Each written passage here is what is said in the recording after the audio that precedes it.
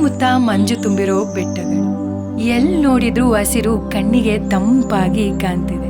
ಅದೆಲ್ಲೋ ದೂರದಲ್ಲಿ 112 ಅಡಿಯ ಶಿವನ ವಿಗ್ರಹ, ಹಾಗೆ ದೊಡ್ಡ ಮೋಡಗಳ ಬಿಂಬ ಕೆರೆಯ ಸ್ವಚ್ಛ ನೀರಿನ ಮೇಲೆ ಹಾದು ಹೋಗ್ತಿದೆ. ಎಷ್ಟು ಸುಂದರವಾದ ವಾತಾವರಣ ಅಲ್ವಾ?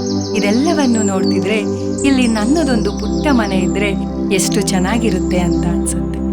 ಇಲ್ಲಿದೆ ನೋಡಿ ಚಾರಿಗನ್ ಗ್ರೂಪ್ಸ್ ರವರ ಪ್ರಾಜೆಕ್ಟ್ ಶ್ರೀರಂಗ ಕುಟೀರ.